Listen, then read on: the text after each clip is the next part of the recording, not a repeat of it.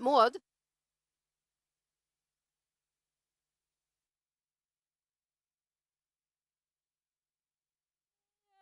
Välkomna allihopa. Nu kommer kungen och kronprinsessan, så var snälla och res på er.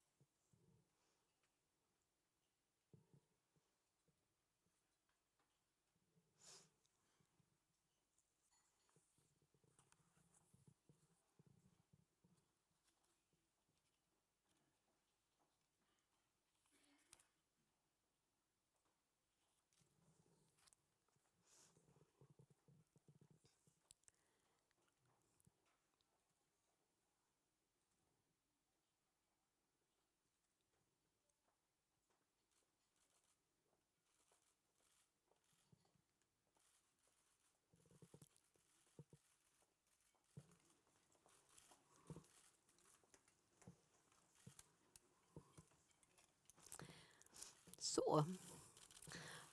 Då säger jag välkomna till dag 2 av Rikskonferensen. Jag säger välkommen till våra nya gäster. Vad har vi alla våra nordiska försvarsministrar? En unik samling.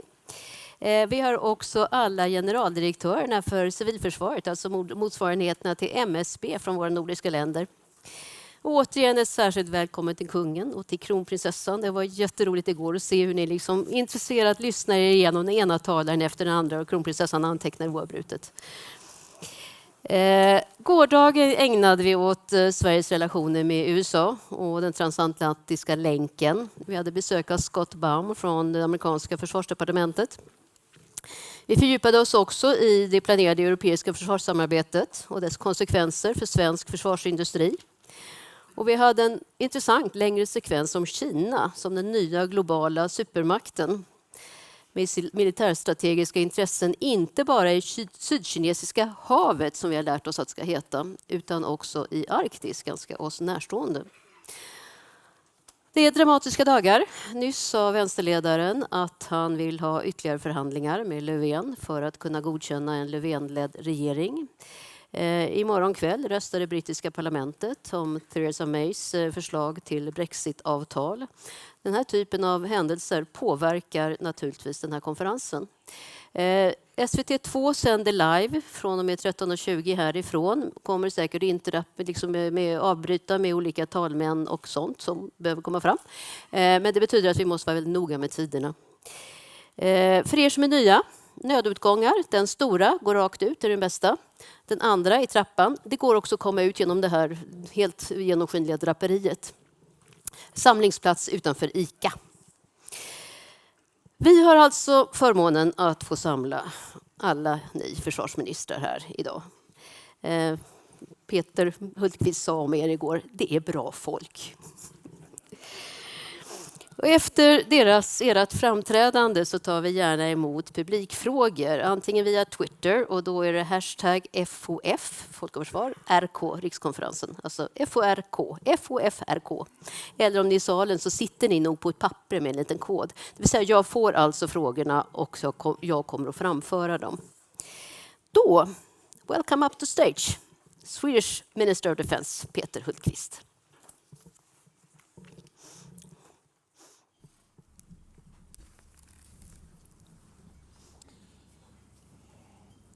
Your Majesty, Your Royal Highness, distinguished guests, ladies and gentlemen, and welcome to Sweden, my dear friends, colleagues, and comrades. And we have worked a lot together during the last years, and I really value the friendship and what we have done together. I'm proud of that. It's a pleasure to address you today with friends and colleagues from our Nordic neighbors. The last time the four of us met was in Oslo in November. Together with Iceland, we signed a new vision for the Nordic Defence Cooperation, NORDEFCO. This vision clearly reflects that the security crisis in the Nordic region would affect us all, and that our ability to solve it only will be as good as our ability to cooperate together and with close partners. The Nordic cooperation is fundamental for Swedish defense and security policy. The Nordic countries have different security affiliations, but face similar security challenges, and we share many interests and positions. We are bound together by language, history, culture, and values, and we have a common responsibility to maintain peace and stability in our neighborhood. We are also bound together by geography. Certainly some geographical conditions differ between the countries. Our border areas are different characteristics, and we have different positions to European Union and to NATO. However, our territories form a common military strategic area, and our differences complement each other. We are mutually dependent on the supply of goods, access to ports, functional and interlinked infrastructure, and transport routes that cross our borders. A secure Northern Europe is a mutual interest. The security situation in the Baltic Sea region has deteriorated, not least due to Russia's behavior the last years. Russia's challenging and assertive behavior continues to undermine our common security. We have seen Russian military build-up in the region, as well as increased military presence and activities, including permanent deployment of advanced weapon systems. We are deeply concerned about the escalation in the Sea of Azov and the Kerch Strait. Blocking maritime traffic to and from Ukrainian ports using military force is a serious violation of international law. This violation of international law comes against the backdrop of the illegal annexation of Crimea and Sevastopol in 2014 and the finalization of the bridge across the Kerch Strait earlier this year, both blatant violations of Ukraine's sovereignty and territorial integrity. Sweden believes that challenges to European security must be met through cooperation and joint action. Sweden builds security together with others. This is a core principle in Swedish security and defense policy. We are deepening our cooperation with our Nordic countries, in particular with Finland, the Baltic states, the European Union, NATO, and United States. The transatlantic link is of key importance, as well as a unified European response to the event challenging European and global. The defense collaboration Sweden enters must lead to concrete and operational results. The Nordic defense cooperation fulfills this ambition. During the past few years, we have established secure communication between our capitals. We have facilitated access to each other's territories, and we have taken measures to improve our common situational awareness by the exchange of air surveillance information. The continued close Nordic defense cooperation increases our military capabilities and strengthens our ability to act together. During the last years, we have seen a significant Nordic contribution to cold response in 2016, Aurora in 2017, Trident Juncture 2018, and Finland, Norway, as well as United Kingdom and United States will participate significantly in the Swedish exercise Nordanvind in March this year. I am also glad that the air exercise Arctic Challenge exercise this year for the first time will be a flag-level exercise. All these are clear results of our joint efforts to improve our defense cooperation. When we train and exercise together, we strengthen our national capabilities and our capacity to act jointly. At the same time, we send a strong signal to potential aggressors that we will defend ourselves if needed. To me, NORDEFCO is also more than a forum for Nordic defense cooperation. it also contributes to developing regional security. Several actors have a significant role in contributing to the security in Northern Europe, and our bilateral and multilateral cooperation are cornerstones in building security together. The Nordic Defence Cooperation and the Northern Group, which adds Estonia, Latvia, Lithuania, Germany, Poland, the Netherlands and the United Kingdom, are an important platform for building security together in Northern Europe. The UK-led Joint Expeditionary Force is another important cornerstone when building regional security. Sweden will chair NORDEFCO in 2019 during its 10th anniversary. We will continue to efforts to strengthen NORDEFCO as a platform for security policy dialogue and effective practical cooperation. One of the issues that we need to address is how the Nordic countries can be prepared and equipped to act together in peace, crisis, and conflict. This addressed in the new NORDEFCO vision, where it, for example, is said that we shall continue our work on easy access and military mobility, improve our common situational awareness in peace, crisis, and conflict, strengthen NORDEFCO as a platform for crisis consultations, coordinate relevant training and exercises between our countries, establish logistical cooperation, including in crisis and conflict where possible and desirable. In the second half of 2019, Sweden also shares Northern Group.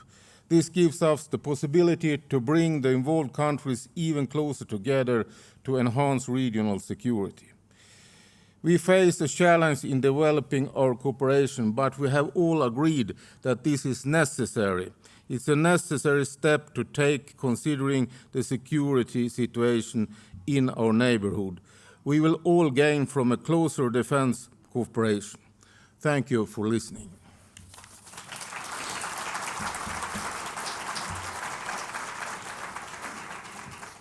And then I would like to invite Minister Claus Hjort Frederiksen from Denmark.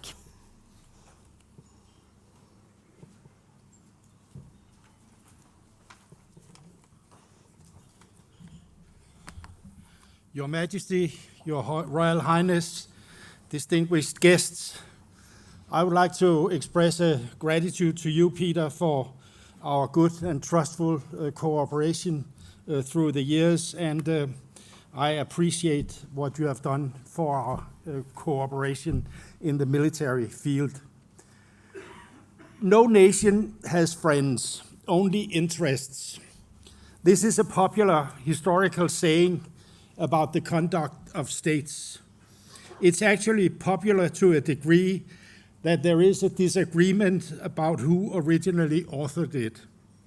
Some believe it was first said by Lord Palmerston, others attribute Charles de Gaulle, and I believe Henry Kissinger also said it once. One thing is for sure, Scandinavian did not coin this phrase. Obviously, each Nordic country has its own interests. However, whenever we meet within the frame of the Nordic defense cooperation, I get the sense that friends surround me. Our mutual history, our shared culture and values, as well as our common geostrategic position, contribute to the cohesion and resilience of our societies. I would therefore like to thank Folk og Forsvar for gathering us today at a point in time when security in the Nordic region is back high on the political agenda. I've been asked to speak about the Danish outlook on future security challenges and also propose how we can address these challenges together in the Nordic region. Let me first turn to the most predominant security challenge seen from a Danish point of view. Denmark is no longer a frontline state as we were during the Cold War. but we are naturally affected by the dramatic change in the security situation in our corner of the world. The international threat picture has become more severe than any other time since the fall of the Berlin Wall. And the situation continues to intensify, and this is caused not least by a more assertive Russia. Firstly, the winds of change have not begun to blow, nor have we received an extended hand from Russia. On the contrary, last year Putin was re-elected for a term of 6 years. Since then, his actions have been spoken louder than words. Continued military buildup, snap exercises, and other provocations that threaten stability and increase the risk of misunderstandings. Cyber attacks on Western democracy, such as election interference and spread disinformation. The development of illegal missile systems that breach the INF Treaty, and continued efforts to destabilize eastern Ukraine and in the Black Sea. In NATO, Denmark has taken a number of steps to deter Russia, including the Baltic region, with the enhanced forward presence and the new multinational divisional headquarters that Denmark is establishing outside Riga in close cooperation with the Baltic states. In 2018, we have also witnessed a continued expansion of Russia's military presence in the Arctic region, centered on protection of the Russian Arctic coastline, but with an increasing offensive potential. We see preparations for deploying fighter aircrafts and air refueling aircraft in the Russian Arctic, only approximately about 1,000 kilometers from the North Pole and Greenland. With air refueling, the fighter planes will be able to reach the Thule Air Base, which plays an important role in the US missile defense. We want the Arctic to remain a low-tension region characterized by cooperation, as is the case today with environmental protection and search and rescue operations. But we should not be naive. Let me turn to another security challenge. We are under attack every day in cyberspace. It has become a new normal. Last year, we saw how a destructive cyber attack from Russian military against Ukraine ended up costing the Danish company Maersk around $300 million. That's a huge amount of money, but my fear is that one day destructive cyber attacks will actually lead to loss of human lives. Cyber attacks have the potential to cause as much damage as a conventional military attack or a terrorist attack. It has the potential to undermine our societies, our trust in each other, at the end of the day, our democracies. Just last week, the Danish government launched a new cyber strategy to protect our most vital sectors against cyber attacks. We can all agree that international law applies to cyberspace, but we have to put action behind the words. And I believe that a place to start is to call it out, to name and shame when we see that someone doesn't stick to the rules. We have all done that during the last year, latest in relation to a Chinese group, and we should continue to do so. I believe that attribution in cyberspace is an area where we must keep working together and coordinate our efforts and policies. Last but not least, I want to mention that the development in the US is of concern to me. When former US Secretary of Defense James Mattis met with the ministers of defense from the Nordic region and Baltic countries in November 2017, it showed that the security challenges facing our region has the attention of the US. It remains in our clear interest to keep it that way. We must continue to work for our interests in Washington. The Nordic countries share a common geography and a common interest in continued and strengthened transatlantic partnership. Further enhancing transatlantic relations do not imply that bilateral relations that each of us share with the US should be substituted by a multilateral approach. We should explore how our relations can be strengthened for the benefit of all parties. 2019 marks the 10th anniversary of the Nordic defense cooperation. We have come a long way since the Memorandum of Understanding was signed 10 years ago. Just within recent years, important achievements have been made, such as our agreement on easy access, the agreement on better exchange of air surveillance data in peacetime, and contributions to military operations, such as the UN mission in Mali, just to name a few. These achievements are evidence of pragmatic and result-oriented Nordic defense cooperation with a clear ambition to further expand it in the coming years. With the recent guiding document for the future development on NORDEFCO Vision 2025, we have an important tool to enhance our defense capability cooperation further, also during crisis and conflict. I see Nordic cooperation as a key priority and will take several initiatives to strengthen Denmark's engagement further. Thus, I have taken steps to strengthen the setup in the Danish Ministry of Defense by dedicating further personnel resources to Nordic cooperation. I plan to establish a new traveling Nordic defense attaché or defense advisor with base in Copenhagen, but with ongoing and close contact to the Nordic capitals.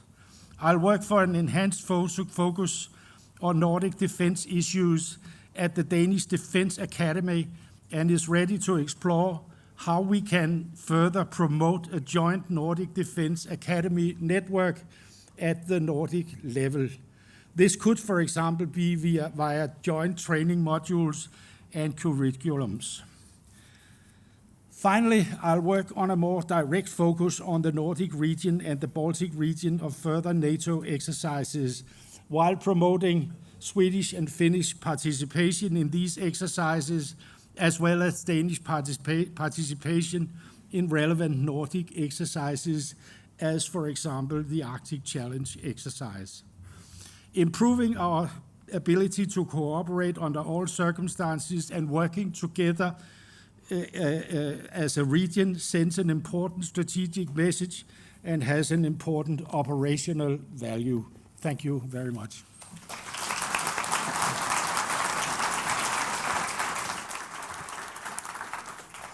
So, Mr. Minister Frank Bakke-Jensen from Norway, please come up on stage.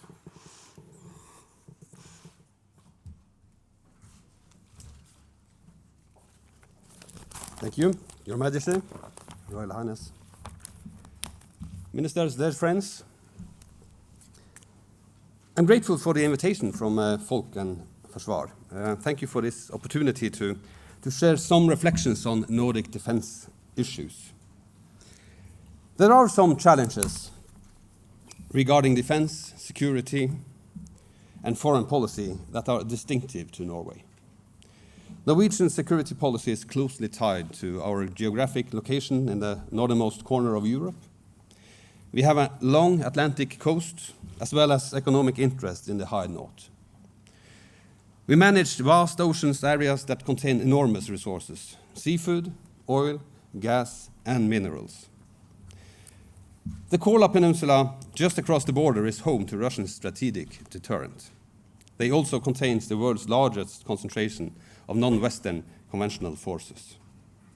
The defense of the nuclear strategic deterrence is based on the so-called bastion defense concept.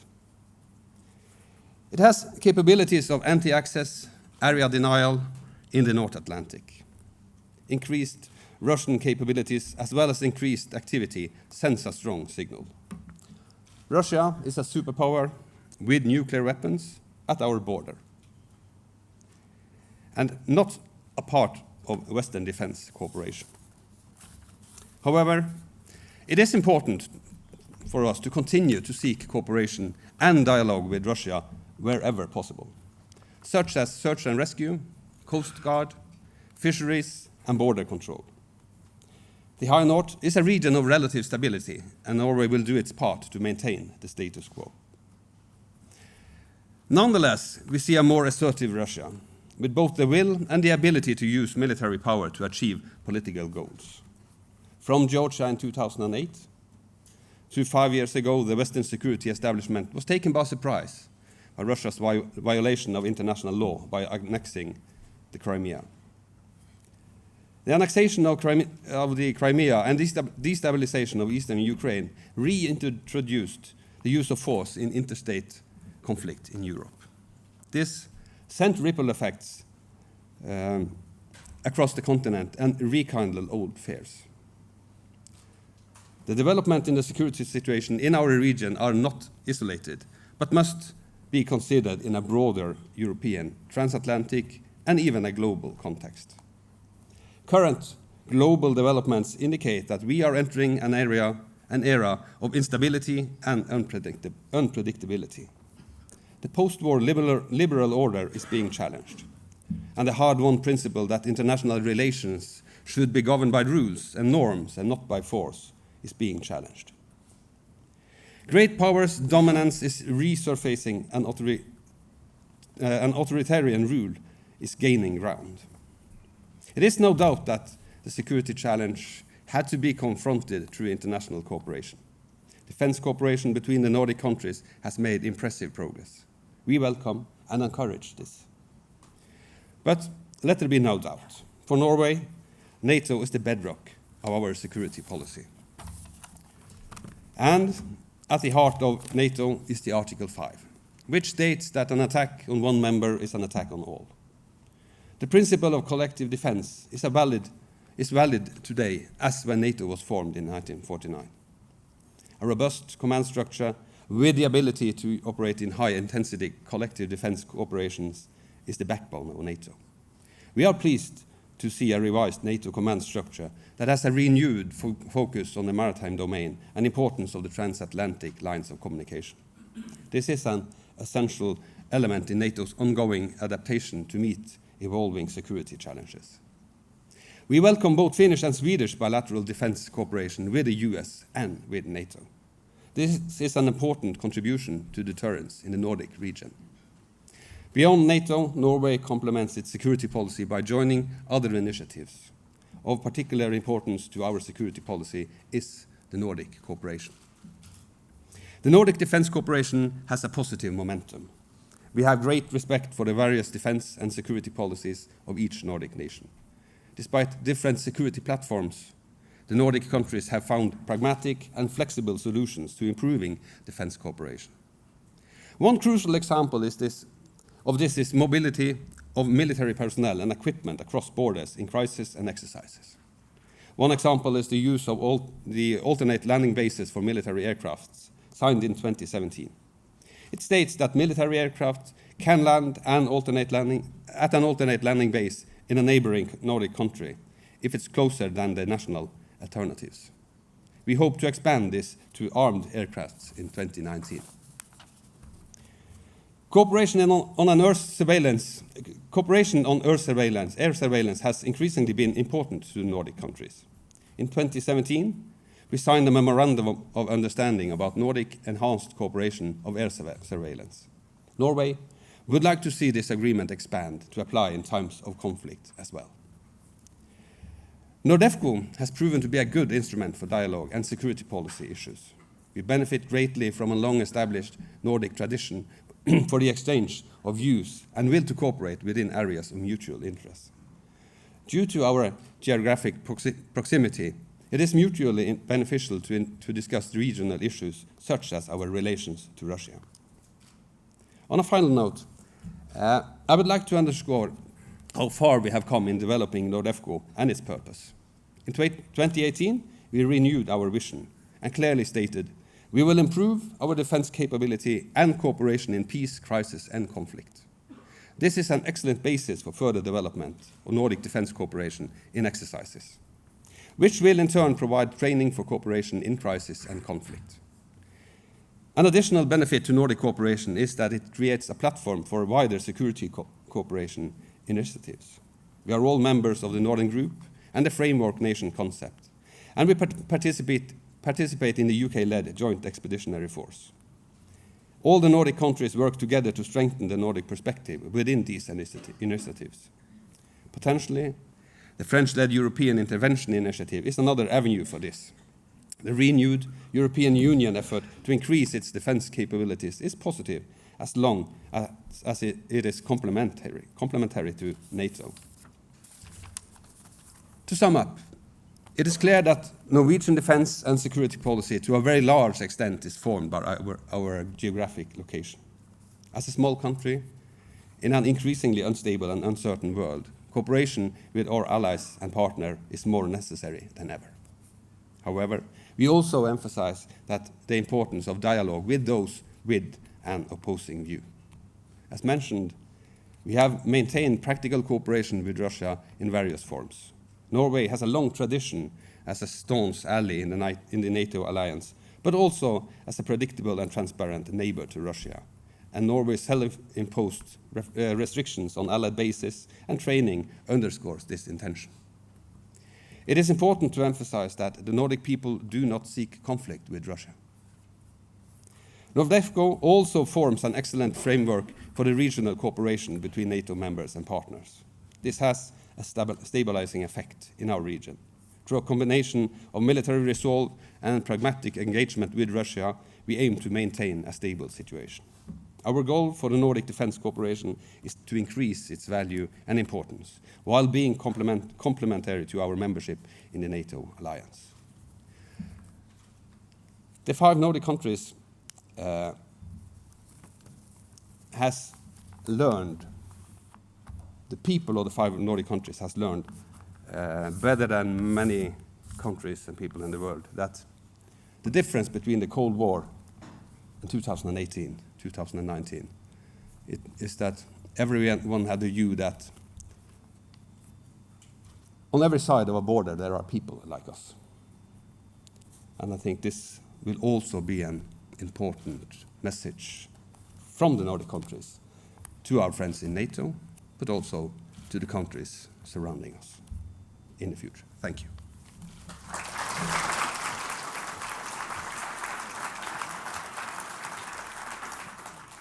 And now, Jussi Niinistö from Finland, please come up.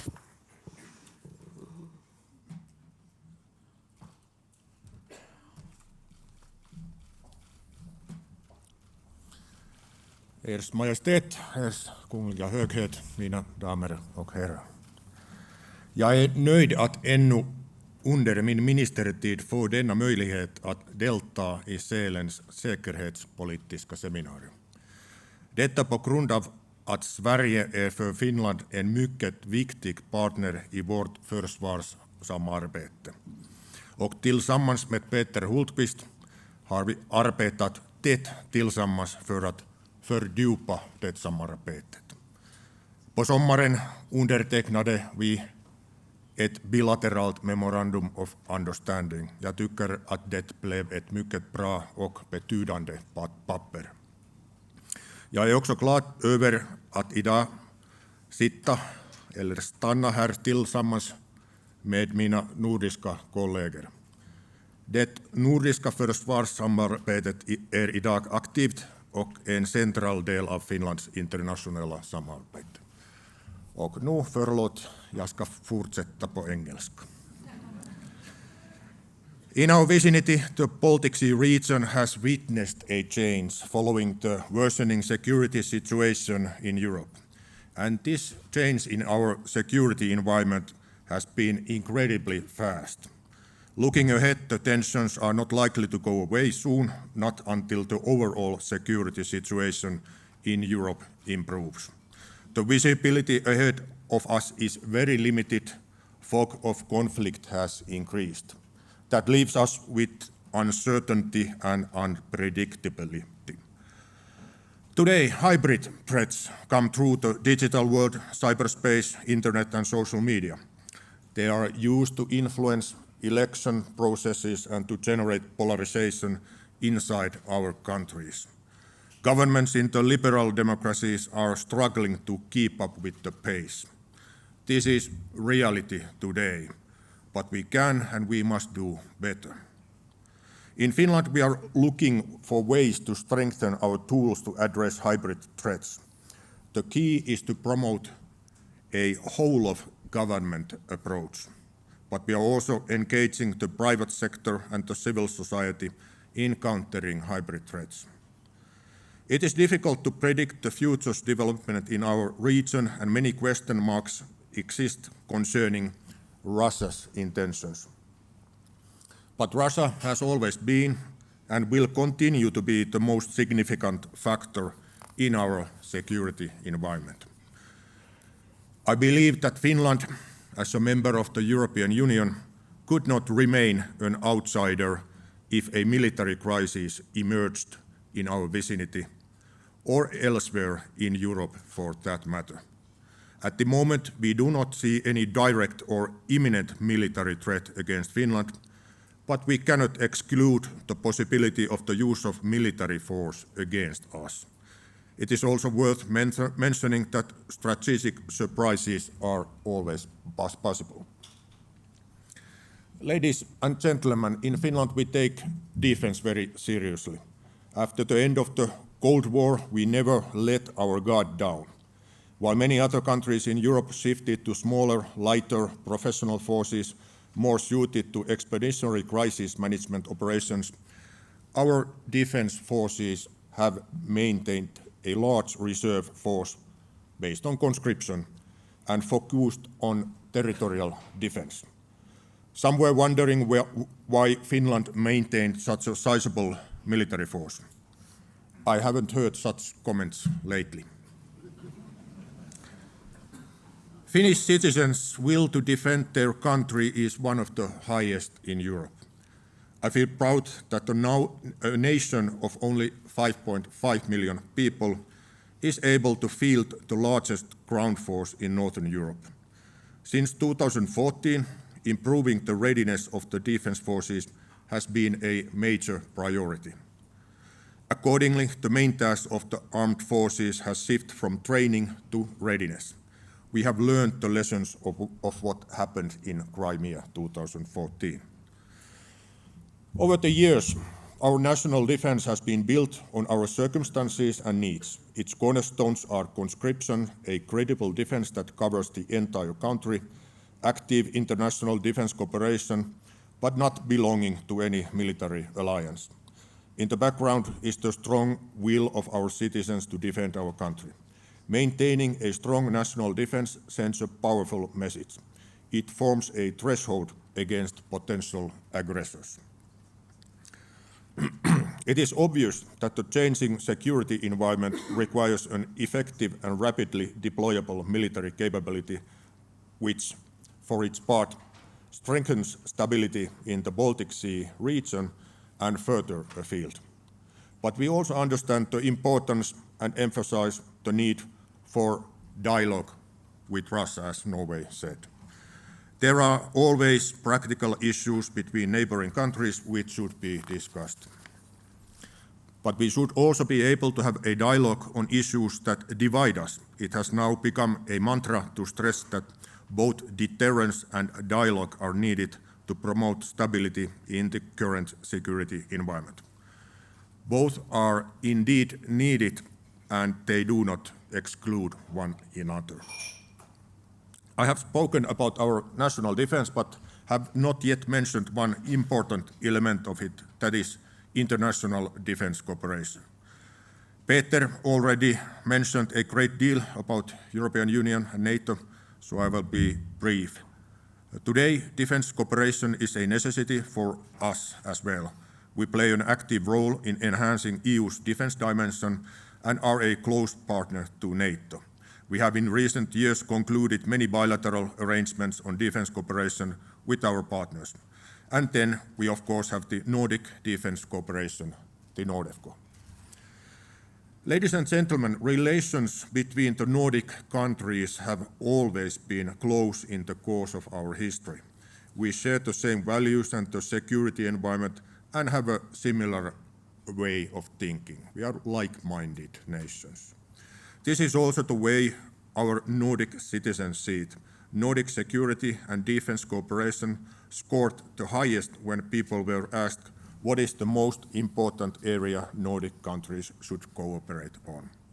The security situation in the Baltic Sea has further underlined the need to enhance our Nordic cooperation in the field of defense policy. No one talks about economic savings as an only target anymore. It is of vital importance that we have defense policy dialogue with the partners with whom we share similar concerns. Situational awareness, recognizing early warning signals, and predictability are all in our interests. In addition, the Nordic countries also actively participate in various other regional formats, such as the Northern Group, Joint Expeditionary Force, and Nordic-Baltic Cooperation. Those of us who participate in the European defense cooperation also keep in mind our Nordic partners not being part of the EU.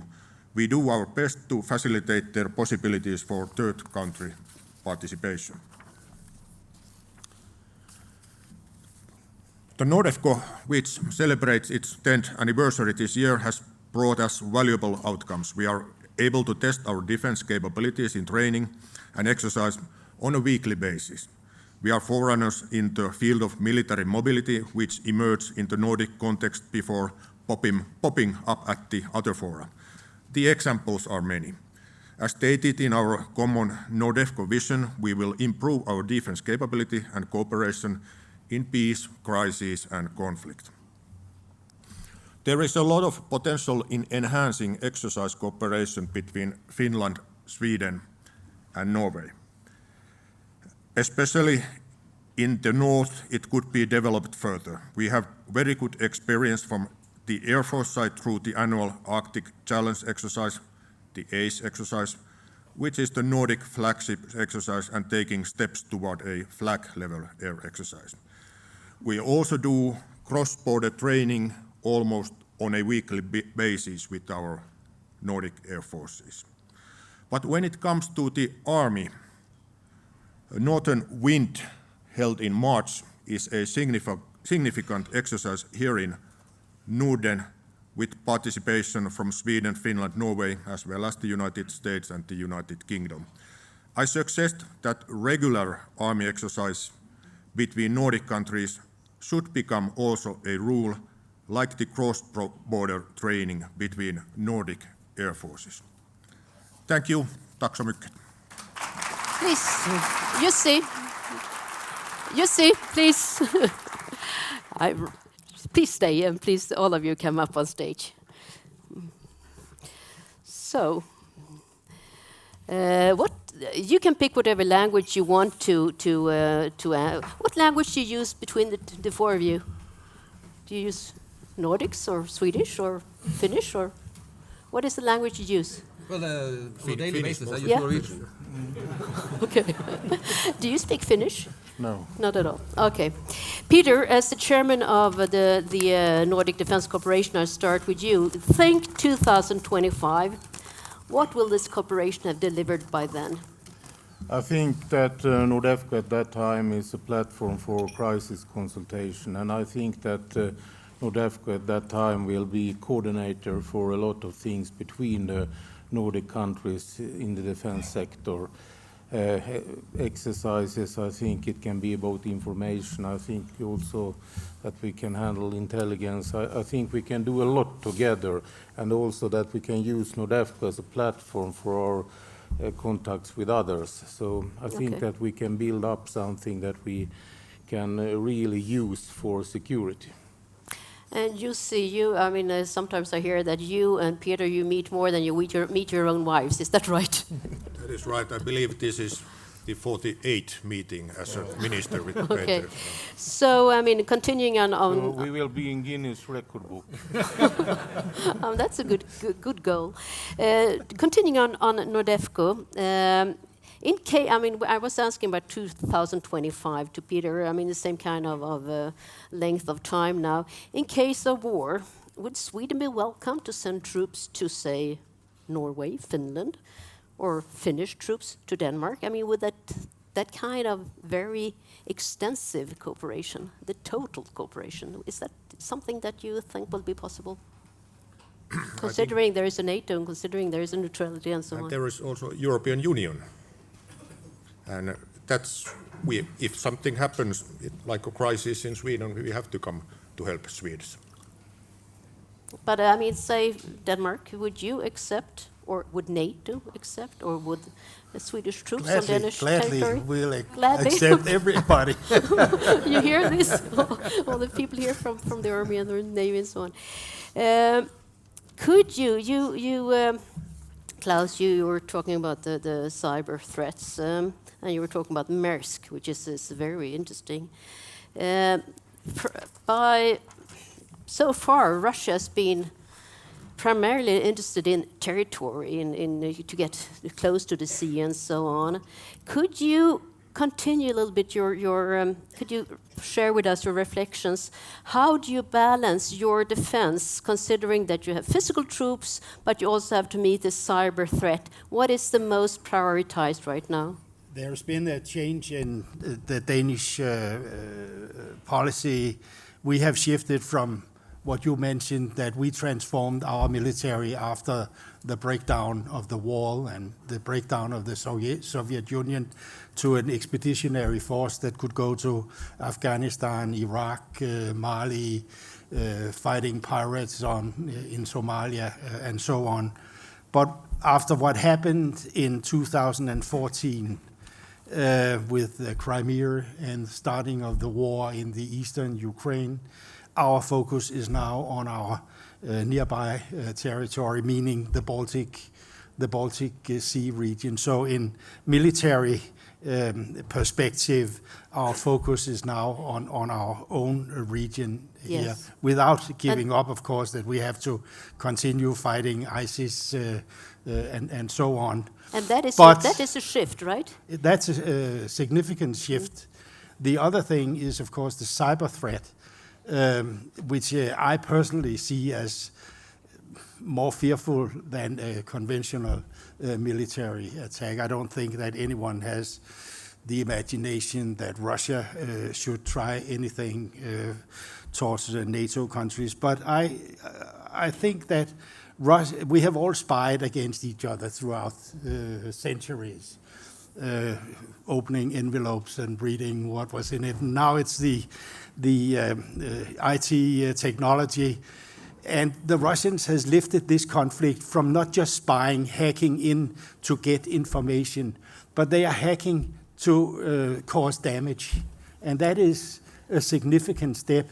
So they are trying continuously to hack our critical infrastructure, electricity, telecommunications, and so on. But would you say that this is a reason not to put that much money into physical troops, but to concentrate on the cyber threat? Quite a substantial amount of money in our new agreement is for the cyber attacks.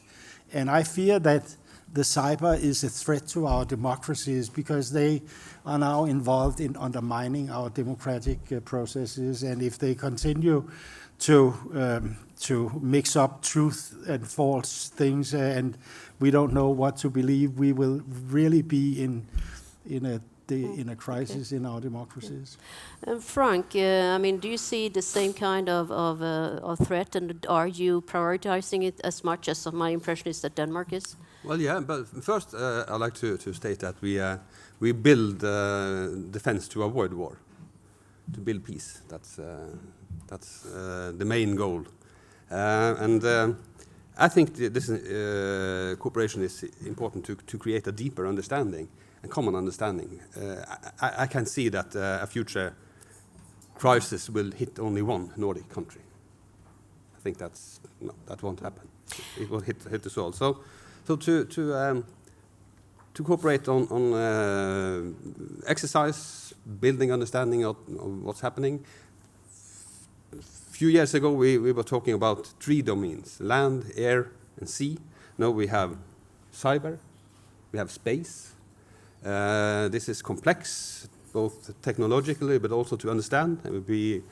It's always a good idea to stick your heads together to understand things, discuss things. And we are not so many people in the Nordic countries altogether. And so to use all the skills, all the knowledge we have to understand this, I think that's important. And cyber is in a whole other way than traditional forces. Border crossing and complex, but at the same time we need to have the forces to territorial control. You see, I mean, contrary to the Russian tradition and history, I mean, could you see that Russia would take over any of these countries just by cyberspace, close down the plants of electricity, or so on? I mean, is that the new warfare? No. As efficient or more Cyber efficient? is here to stay, but one shouldn't emphasize it too much. It's part of the modern warfare, and it's part of the hybrid methods. We have to deal with it, of course, but there will still be conventional warfare. Everything is needed. Frank, you said that we don't seek conflict with Russia. To what extent is the mere existence of the NORDEFCO a provocation to Russia? This very strong cooperation between the Nordic countries? I can't see that it will provoke Russia at all. It makes us readable, predictable. And we're outspoken about everything we do. So I think this is a stabilizing effect also for the relationship with Russia, for all the Nordic countries. Have you got any signals like that? We have the right to make our own decisions, to build our own defense forces, to prepare for whatever we want to prepare for.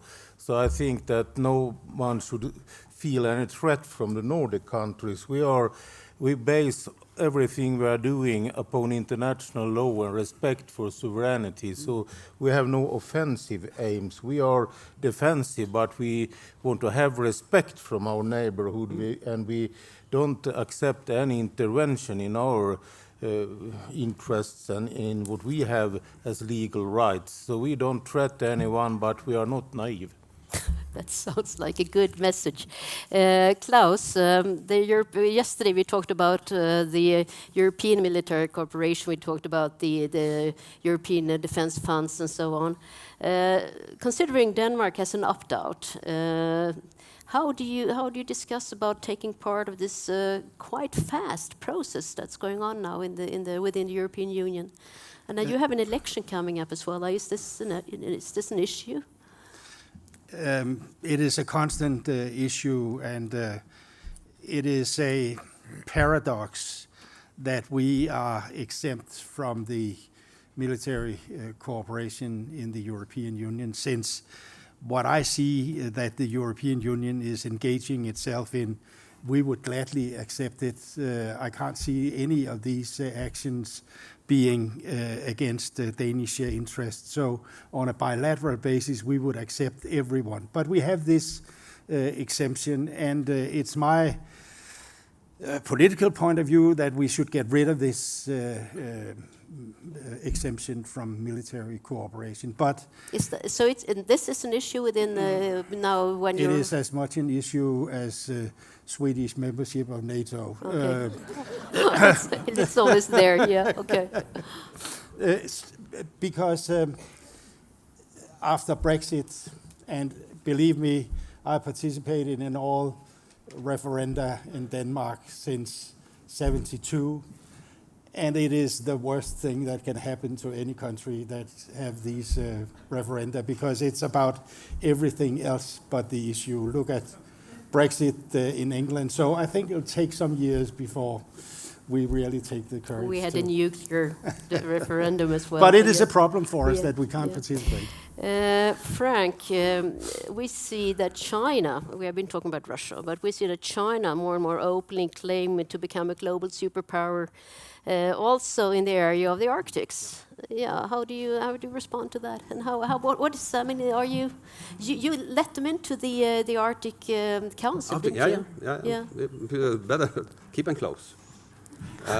But we will. Not too close. No, but I think we should be aware of that. We will see a lot of questions discussed where you mix commercial, defense, geographic. So this is just a part of the development, and whether they are there for logistics or science reasons, or they are there for more defense, military reasons. We don't know, but so far we have kept the Arctic as a stable, non-military region. I think the cooperation in the Arctic Council is really good, and I think it's positive that we have China as an observer in the Arctic Council, not outside in an alternative organization, which could have been the result. So to keep the dialogue going on, this also has to do with climate change, with everything.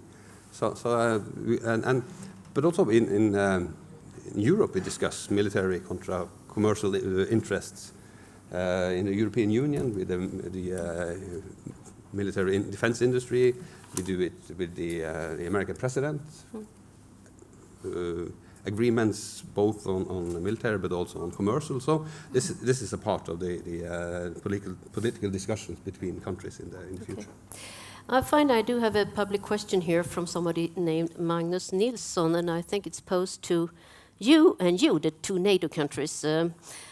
President Trump has been very explicit about the requisites to be a member to continue to stay a member of NATO, and that is to spend 2% of GNP on military expenses. Where are you now? 2%? Now we are at 1.6, 1.59, 1.6. What? 1.6. 1.6, yeah. And do you plan to get up to 2, and when? Till 2025, yeah, that's our plan. 2025. Yeah. And what about Denmark? We will come up to 1.3% of GDP. I have a past history as Minister of Finance. So let me say a measurement going on GDP is a very bad measure, because if you have growth in your country, you will have to run all the time, whereas if you look at Greece, they are the country paying the most in Europe. They haven't spent one more euro on defense, but they have worked energetically on reducing their GDP. Yeah, right. So finally, they have reached the point, and I won't recommend that attitude. But you could use another statistics. If you look at what do the countries spend per capita, if you take the total expenditure per capita in the country, USA is number 1, Norway is number 2, Britain is number 3, France is number 4, Denmark is number 5, Canada is number 6. So there's a lot of ways you can do this. If you are to get to your press conference, I will have to stop you now. But Denmark is number 5, right? Yeah, and Norway is number 2. Yeah, beautiful. No, because you have a press conference. This has to do with burden sharing in NATO, and this isn't a new. It isn't President Trump. Obama said the same. The Americans spends a lot. We need to do more. It's just so everyone's agreed. It's much more Twitter now. And then they stated a different dear goal. Ministers of Defense, Peter Hultqvist, you didn't get as many questions this time because I wanted to prioritize your guests. Claus, Hjort, Frederiksen, Frank Bakke-Jensen och Jussi Niinistö, thank you so much for coming to Sweden, for coming to Sälen, and for being so open and nice and fun.